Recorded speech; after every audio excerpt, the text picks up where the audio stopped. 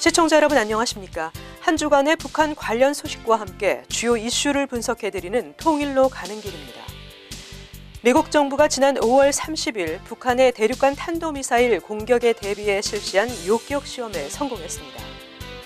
음속 이상으로 날아오는 미사일을 미사일로 떨어뜨리는 훈련이어서 날아오는 총알을 총알로 맞추는 것 이상으로 힘든 시험이었다고 하는데요.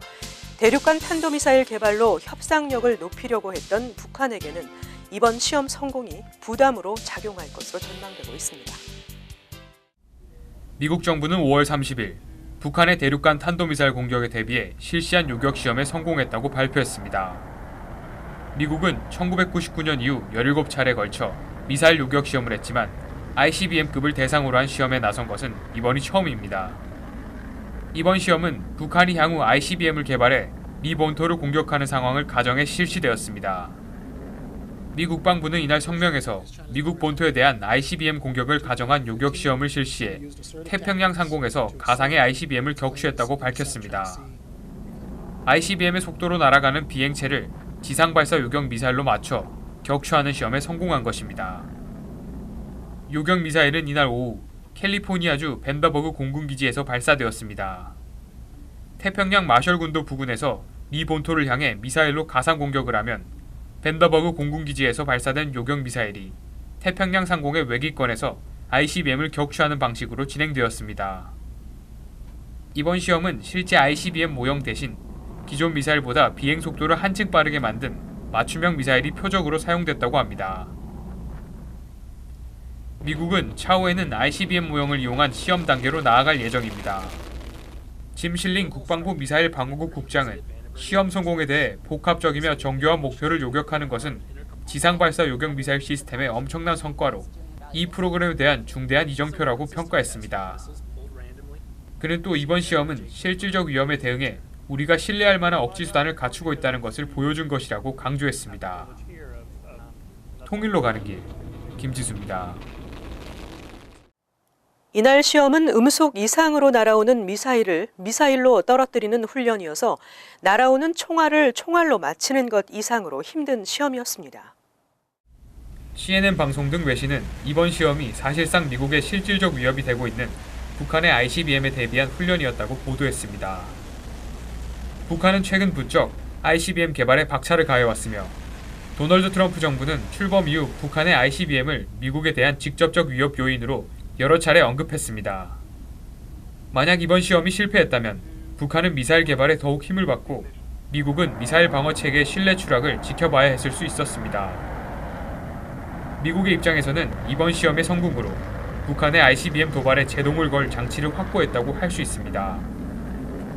ICBM 개발로 협상력을 높이려고 했던 북한에게는 이번 시험이 한반도 비핵화 협상에서 억지력 카드로 작용할 수 있다는 기대가 나오는 이유입니다. 사드를 비롯한 MD 체계를 세계적으로 확대하려는 미국 정부의 방침을 실현하는 데도 큰 힘을 줄 것으로 보입니다. 다만 이번 시험 성공이 전시 상황에서 북한이 발사한 ICBM급 미사일을 요격할 수 있다는 점을 입증한 것은 아니라는 지적도 있습니다.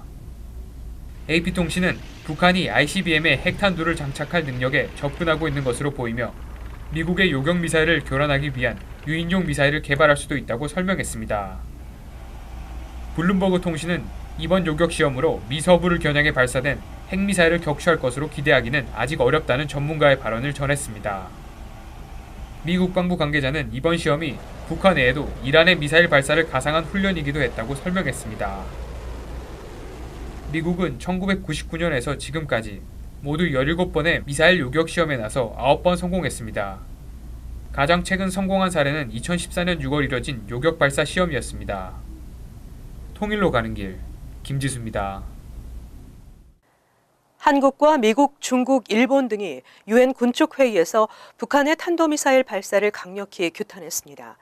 최근 일주일 간격으로 탄도미사일을 발사하고 있는 북한에 대한 국제사회의 엄중한 경고라고 할 수 있을 텐데요. 북한 정권이 과연 국제사회의 경고에 귀를 기울일 것인지 주목되고 있습니다.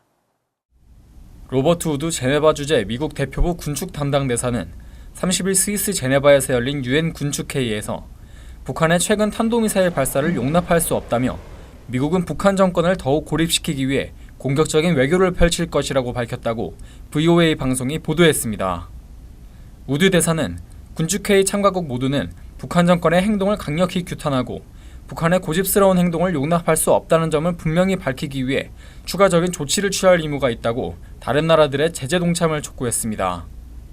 북한이 구체적인 비핵화 조치를 취할 때만이 국제사회의 호의를 받을 수 있다고 우드 대사는 강조했습니다. 푸콩 중국 대표부 부대사도 북한의 도발을 규탄하고 나섰습니다. 푸콩 부대사는 유엔 안보리 결의를 위반하는 북한의 발사 활동에 반대하며 추가 발사를 하지 말 것을 촉구한다면서 대화와 협상을 통한 한반도 문제 해결을 강조했습니다. 김인철 한국 대표부 차석 대사는 한국 정부는 북한의 도발을 용인하지 않고 단호히 대응할 것이며 북한은 즉각 모든 형태의 도발을 중단하고 비핵화를 추진해야 한다고 말했습니다. 다카미자와 노부시게 일본 대표부 군축대사는 북한이 올해 발사한 탄도미사일 12개 중 5개가 일본의 배타적 경제 수역에 떨어졌다며 이런 도발적이고 위험한 행위를 용납할 수 없다고 주장했습니다. 이어 유럽연합 등도 북한의 거듭된 도발을 규탄하며 안보리 결의를 준수할 것을 촉구했다고 VOA 방송은 덧붙였습니다. 하지만 주용철 북한 대표부 참사관은 탄도미사일 발사가 국가 방어를 위한 합법적인 행동이라며 방어 조치에 대해 미국과 추종자들이 계속 문제를 제기한다면 북한은 핵 억지력을 다각화하고 현대화하는 노력을 배가할 것이라고 위협했습니다. 한편 애나 리치 앨런 미 국무부 동아시아 태평양 담당 대변인은 VOA와의 전화통화에서 중국은 북한의 전략적 개선을 달리하도록 설득하거나 강제하기 위해 결정적 영향력을 발휘해야 한다면서 중국을 포함한 국제사회가 북한에 대해 경제적 압박을 최대한 가해야 한다고 제안했습니다. 통일로 가는 길, 지한샘입니다. 산케이와 교도통신 등 일본의 매체들은 중국이 지금은 북한과 대화할 시기가 아니라는 입장을 밝혔다고 보도했습니다. 지난달 베이징에서 중국 정부 측과 회담한 미국 국무부 수전 손튼 동아시아 태평양 담당 차관보 대행의 말을 인용한 것인데요. 중국이 북한 제재에 상당히 적극적이라는 평가입니다. 중국은 핵실험과 탄도 미사일 발사 도발을 반복하는 북한과 지금은 대화할 시기가 아니라 대북 압력을 강화해야 한다는 입장을 미국 측에 전달했다고 산케이 신문과 교도통신 등이 1일 보도했습니다. 그간 중국은 북한에 대해 외교와 군사 양면에서 압박을 확대해온 도널드 트럼프 미국 행정부에 북한과 직접 대화를 촉구해왔습니다. 손튼 대행은 북한이 미사일을 계속 발사하는 한 대화가 상당히 어렵다고 중국은 인식하고 있다고 설명했습니다. 손튼 대행의 말대로라면 북한 핵과 미사일 문제와 관련해 다소 두둔하는 여지를 보여온 중국의 입장에 변화가 생긴 셈입니다. 손튼 대행은 중국 측이 북한에 계속되는 도발을 억제하기 위한 대북 추가 제재에 긍정적인 자세를 보이면서도 제재가 단숨에 효과를 올릴 수는 없다며 시간이 걸릴 것으로 판단하고 있다고 설명했습니다. 이어 미국 측은 북한을 협상 테이블에 앉히려는 시간이 한정됐다는 입장을 개진해 중국의 이해를 얻은 것으로 손튼 대행은 덧붙였습니다. 손튼 대행은 5월 26일 방중 일정을 마치면서 중국이 유엔 안전보장 이사회의 대북 제재 결의 이행을 위해 북한과의 국경 통제를 강화하는 등 이전과는 다른 조치를 취하고 있다고 말하고 중국이 국경 지역 검사와 감시, 세관 검색의 강도를 높였다는 말을 들었다고 밝혔습니다. 통일로 가는 길 권미숙입니다. 새 정부가 북한 인권 이슈에 있어 책임성 규명에만 초점을 맞추기보다는 인도적 지원 같은 이슈를 선별해야 한다는 전문가 주장이 제기됐습니다. 지난 1일 제주국제 컨벤션 센터에서 열린 제12회 제주포럼에서 한동호 통일연구원 연구위원은 지속가능한 통일, 대북 정책을 위한 도전과 과제 세션에서 남북관계 개선과 인도적 지원의 문제는 지난해 3월 제정된 북한 인권법에서도 중점적으로 다루고 있는 사안이라고 밝혔습니다. 한 연구위원은 유엔 북한인권조사위원회 보고서가 2014년 2월 출간된 이후 국제사회의 북한 인권에 대한 접근법이 단순한 모니터링 차원에서 국제형사법적 처벌 단계로 변화했다고 분석했습니다.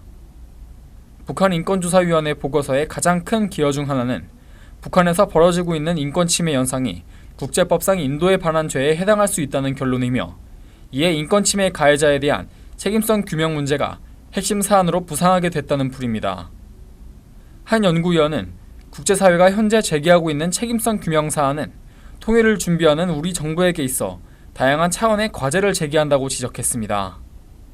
특히 통일 정책을 입안하고 추진하는 기본적 주체가 남북한 정부 차원이라고 했을 때 책임성 규명을 전면에 내세우는 방식은 남북 관계 개선 자체가 성립될 수 없는 모순성을 가진다는 주장입니다. 한 연구위원은 책임성 규명은 국제사회의 주도권을 편승하는 전략을 취하고 남북 관계에서는 인도적 지원 같은 이슈를 선별해야 한다고 조언했습니다.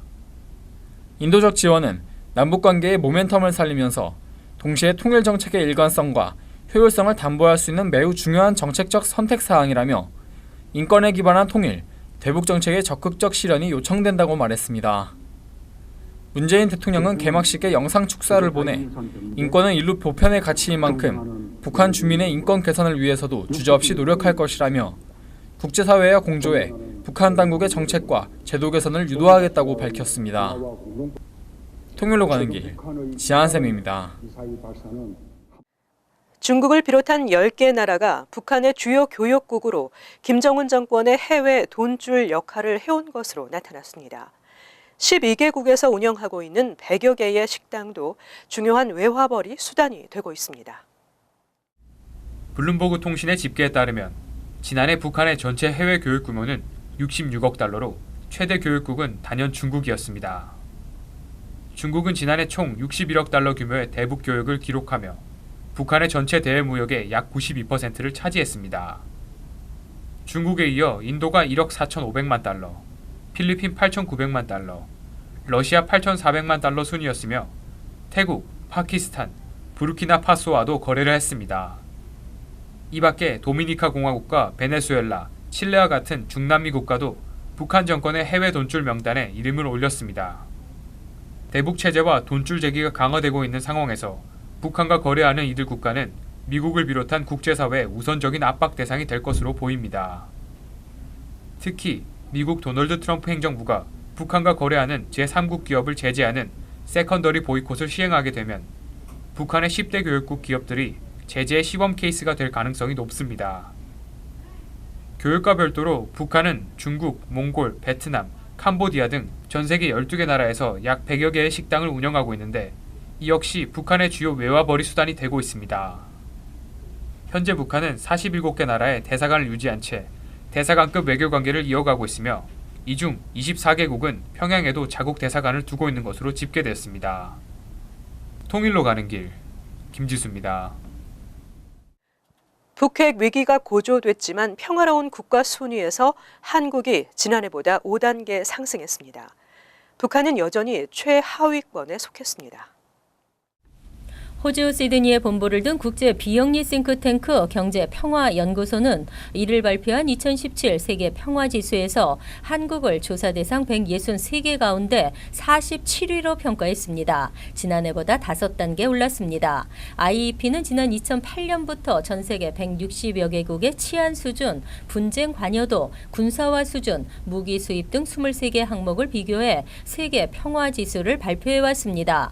IEP는 올해 한국의 평화지수를 1823점으로 평가했습니다. 1에서 5점 척도로 1점에 가까울수록 평화로운 상태를 뜻합니다. 부문별로는 국내외 분쟁 1833점, 사회적 안전 및 치안 1673점, 군사화 2048점 등의 점수를 보였습니다. 우리나라는 분쟁에 따른 경제적 비용에선 798억 달러로 2016년 국내 총생산 대비 4.5%를 나타냈습니다. 경제 규모와 비교한 분쟁 비용 기준에서 143번째로 낮은 순입니다. 하지만 지난 10년간 중무기 보유 점수가 100 가까이 올라 가장 높은 증가율을 기록했습니다. 한편 북한은 작년과 같은 150위를 기록해 여전히 최하위권에 머물렀습니다. 북한은 분쟁에 따른 경제적 비용이 95억 달러로 GDP 대비 32.4%에 달했습니다. 시리아, 이라크, 아프가니스탄, 남수단 등 중동 분쟁국에 이어 10위에 해당 해당합니다. 세계에서 가장 평화로운 나라는 작년에 이어 아이슬란드가 꼽혔고 뉴질랜드, 포르투갈, 오스트리아, 덴마크 등의 순으로 뒤를 이었습니다. 반대로 최악의 국가는 내전이 6년째인 시리아로 평가됐고 아프가니스탄, 이라크, 남수단, 예멘과 소말리아 등이